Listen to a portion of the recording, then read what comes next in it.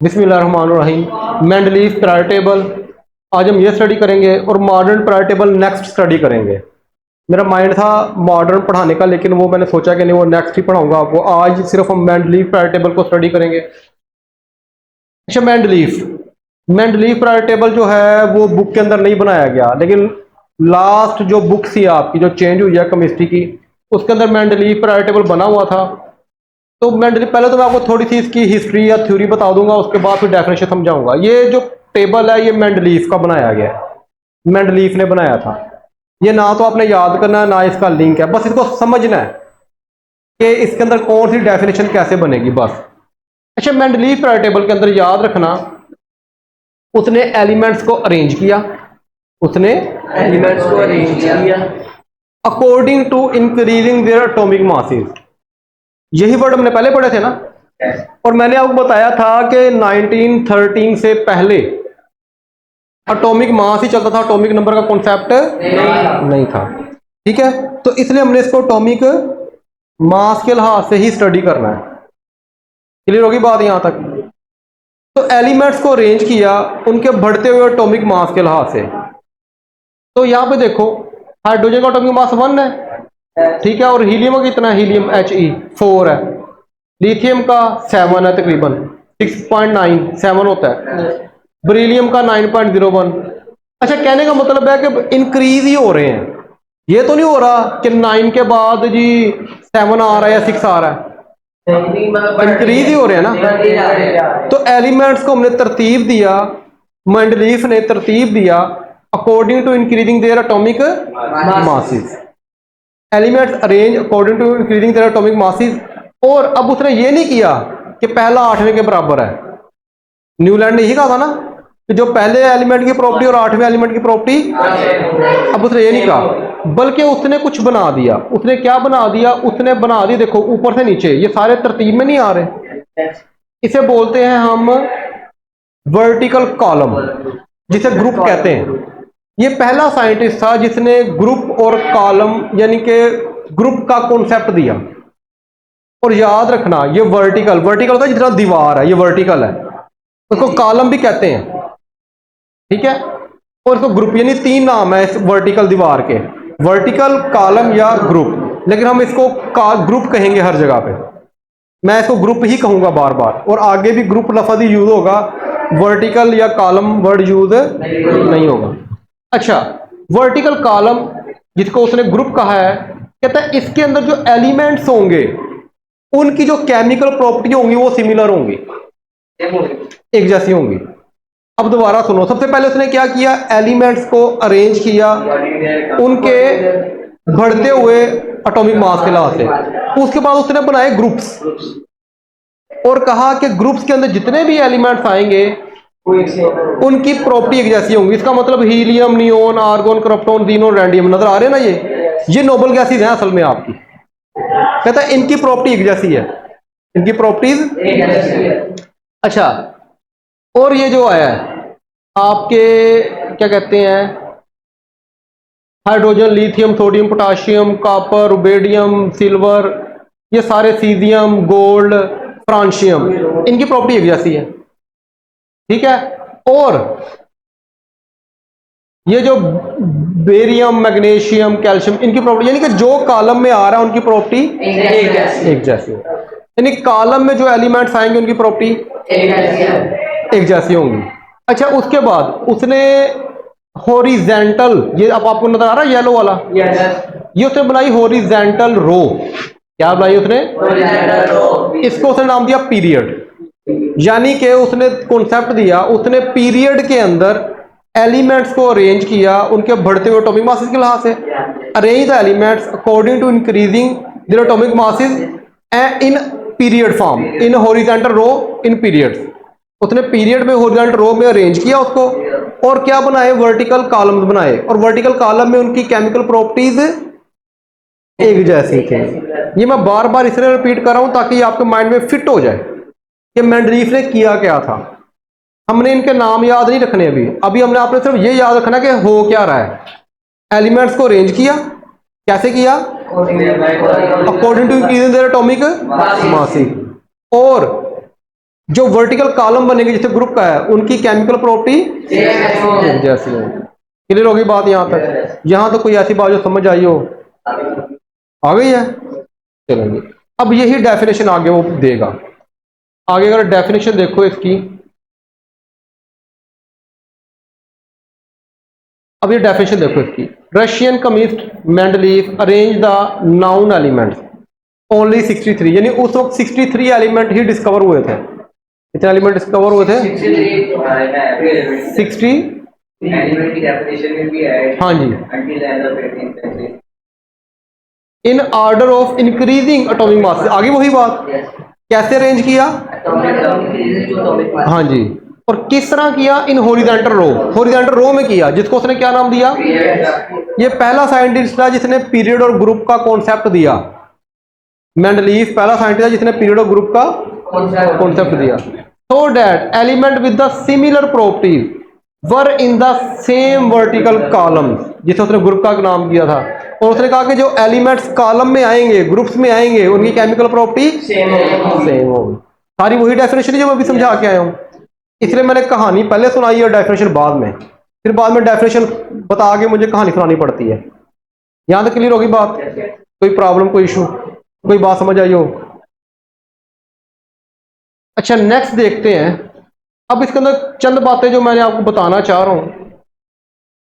असल में मैं यहां पे बताऊंगा पीरियडिसिटी या पीरियडिक लॉ, लेकिन उससे पहले मैं आपको एक और बात बताना चाह रहा हूं। इसका फायदा क्या था, इसने कौन सी इंप्रूवमेंट की। ये जो आपको नजर आ रहा है ना, ये पहला जीरो ग्रुप, आई थिंक ये जो आपको रेड सा बनाया हो ना कॉलम इसने, या कलर के है ना आपके, ये है अननाउन। ये इसने खाली जगह जो छोड़ दी थी कि ये एलिमेंट डिस्कवर नहीं हुए थे, ये बाद में डिस्कवर हुए थे, लेकिन इसने खाली जगह छोड़ दी थी कि आने वाले वक्त में यहाँ पे कोई ना कोई एलिमेंट आएगा नया, वो आपने यहाँ पे रख देना। प्रिडिक्शन कर गया था, तो ये इसका फायदा था। बहरहाल ये अब मैं इसको मज़ीद डिटेल में नहीं बताऊंगा। अभी भी आ रहे हैं, अभी भी एलिमेंट डिस्कवर हो रहे हैं 118 के बाद भी, ठीक है। अच्छा नेक्स्ट देखते हैं, पीरियडिसिटी क्या होता है? पीरियडिक फंक्शन, इसको थोड़ा समझना जरूरी है। पीरियडिक फंक्शन का मतलब क्या होता है पहले समझो। पहले मैं आपको थोड़ी कहानी सुनाता हूँ, फिर आपको समझ आ जाएगी पीरियडिक फंक्शन होता क्या है। अच्छा यहाँ पे ये हमारे एटॉमिक मासेस इंक्रीज हो रहे हैं, ये तो पता है आपको, एटॉमिक मासेस इंक्रीज हो रहे हैं। अब जो फ्लोरीन का 19 आता है, 19 के बाद आता है 20 नियोन। तो 20 जब आता है तो देखो हीलियम और नियोन की प्रॉपर्टीज क्या होती हैं? सेम नहीं हो जाती? हीलियम और नियोन की प्रॉपर्टी सेम हो जाती। अब फिर देखो, फिर ये नियोन से आगे चलता है, कहां तक जाता है? क्लोरीन 35.5 तक। जब आता है 40, तो फिर दोबारा देखो नियोन और आर्गोन की प्रॉपर्टी सेम हो जाती है। इसे बोलते हैं पीरियडिसिटी। पीरियडिसिटी का मतलब होता है कि एक पीरियड तक चला, ये पीरियड ही है ना हमारा, एक पीरियड तक चला, पीरियड के चलने के बाद दोबारा प्रॉपर्टी सेम हो गई, उसको हम बोलते हैं पीरियडिसिटी। जिस तरह आपके वीक्स, ये पूरा दिन, सोमवार से हमारा शुरू हुआ दिन, ठीक है, दोबारा फिर सोमवार पे ही आ गया, तो ये क्या है? पीरियडिसिटी या पीरियडिक फंक्शन कह दो आप। आपने वो भी अलार्म की मिसाल भी दी थी आपने, जैसे अलार्म को होता है फिर वापस आ जाता है। हाँ जी, वो रीसेट करते हैं, उसको रीसेट करते हैं, ठीक है। समझ आ गई बात की? यानी पीरियडिक फंक्शन का मतलब है कि वो पूरी लाइन चलेगी, चलने के बाद दोबारा उसकी प्रॉपर्टी सेम हो जाएगी। अब यहाँ पे देखो फिर दोबारा आपकी अगले पूरा पीरियड चलेगा आपका, चलने के बाद जब निकल 58.7 से कहाँ पे आएगा? 83.8 पे, तो आर्गोन और क्रिप्टोन की प्रॉपर्टी फिर दोबारा क्या हो जाएगी? सेम हो जाएगी। यानी इन सबकी प्रॉपर्टी सेम है, लेकिन क्या होता है, इन दोनों की प्रॉपर्टी कब सेम होती है? पीरियड गुजरने के बाद। इसको हम बोलते हैं पीरियडिक फंक्शन। अब इसकी डेफिनेशन देखो, property of the element are periodic function. आगे बात समझ। अब ये पीरियडिक फंक्शन का मतलब उनकी प्रॉपर्टी एक जैसी हो रही है बार बार, एक पीरियड गुजरता है, एक टाइम गुजरता है, उस टाइम गुजरने के बाद या उनके एटॉमिक मासेस गुजरते हैं, एक एटॉमिक मास ऐसा आता है कि उनकी प्रॉपर्टी दोबारा, उसको हम क्या बोलते हैं? Periodic function of their atomic masses. क्योंकि हम एटॉमिक मास के लिहाज से अरेंज कर रहे हैं, तो यहाँ पे हम क्या लिखेंगे? एटॉमिक। जब आपको मेंडलीफ का पीरियडिक लॉ आए तो आपने एटॉमिक मास ही लगाना है। क्या लगाना है आपने? एटॉमिक मास किसकी डेफिनेशन है ये? पीरियाडिक फंक्शन की या पीरियाडिक लॉ की। Periodic law। हाँ जी, ये लफ्ज़ समझाना ज़रूरी था, इसको समझने से ही आपको डेफिनेशन माइंड में रहेगी, अदरवाइज आप लोग फिर कोटा लगाओगे। मैं कहता हूँ कोटा भी लगवाओ, कॉन्सेप्ट प्लस रट्टा सोने पे सुहागा। कॉन्सेप्ट प्लस रट्टा, सोने पे सुहागा। अगर रट्टा लगाओगे कॉन्सेप्ट नहीं है तब भी नुकसान, कॉन्सेप्ट है रट्टा नहीं लगा रहे तब भी नुकसान, कॉन्सेप्ट भी रखो तो रट्टा भी लगाओ, तो ये सोने पे सुहागा हो जाता है, बच्चा जल्दी मार नहीं खाता। क्योंकि ना कुछ होते हैं टीचर वहां बैठे होते मेरे जैसे, वो चेक करते हो, वो बेचारे खुद रट्टा लगा के किया होता है उन्होंने, वो कहता आलस ने लिखा है फिर तो लिहाजा कॉन्सेप्ट प्लस रट्टा आपने दोनों चीज़ों को साथ लेके चलना है। यहां तक बात समझ में आ गई है? अच्छा, अब हम देखते हैं इसके डर्मिट्स, यानी कि इसके क्या क्या गलतियां रह गई थी। Failure to the explain the position of isotopes, Mendeleev isotopes की पोजीशन को बताने में नाकाम रहा। उसके बाद some element were wrong order of atomic masses, ये मैं पहला पॉइंट एक्सप्लेन करता हूँ। अच्छा, इसने हाइड्रोजन को जगह दी ये वाली, ये हाइड्रोजन एटॉमिक मास कितना है 1, तो हाइड्रोजन का आइसोटोप्स कितने हैं हाइड्रोजन के? 3। कौन कौन से? प्रोटियम जिसका एटॉमिक मास क्या था 1, ड्यूट्रियम उसका एटॉमिक मास कितना था 2, और ट्रिटियम उसका एटॉमिक मास कितना था 3। अगर आप 1 वाले को यहां पे प्रायोरिटी टेबल में जगह दे रहे हो, 2 और 3 को दे ही नहीं रहे, ठीक है। अब आप लोग 3 भाई हो, आपके एक भाई की शादी होती है, उसको घर में कमरा दे देते हैं, आपकी होती है, आपको कमरा नहीं देते, कहते सेन में रहो। घर में लड़ाई डालोगे कि नहीं डालोगे?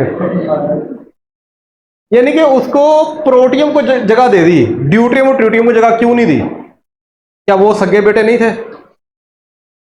उनको भी जगह देनी चाहिए ना, आप लोगों को भी जगह देनी चाहिए ना। तीसरे को छत देंगे, तीसरे को छत दे देंगे, नहीं वो लेगा नहीं, वो कहेगा मैं तो नहीं। तो कहने का मतलब मेरा ये है, अब उसने प्रोटियम को तो जगह दे दी, ड्यूटियम ट्रिटियम को नहीं दी, ज्यादा है कि नहीं है? तो ये मेंडलीफ ने ज्यादा की या उससे हो गई, केस होना चाहिए इसके ऊपर। तो कहने का मतलब मेरा ये है, ये फेल हो गया, इसको समझ ही नहीं आई कि मैं अब हाइड्रोजन को तो 1 दे रहा हूं, तो मैं अब 2 और 3 कहां पे रखूं? वो उसको देने में, जगह देने में नाकाम रहा, पहली गलती। दूसरी गलती, some elements were wrong order of atomic masses, असल में इसमें इसकी गलती नहीं है। अब आप कोई चीज ही गलत दे दे, एटॉमिक मास ही गलत बता दे, तो उसने तो अपने लिहाज से सही जगह पे रखना है जो उसका बनता है, लेकिन उसका एटॉमिक मास ही गलत हो तो उसकी जगह भी गलत हो जाएगी। तो कुछ एलिमेंट ऐसे थे जिनके एटॉमिक मास ही गलत थे, तो लाजिम बात उसकी जगह भी क्या होगी? गलती होगी। क्लियर होगी बात? यहाँ तक प्रॉब्लम, कोई इशू क्लियर है? यहाँ तक मेरे ख्याल से यहाँ तक आपकी सारी बात क्लियर हो गई है।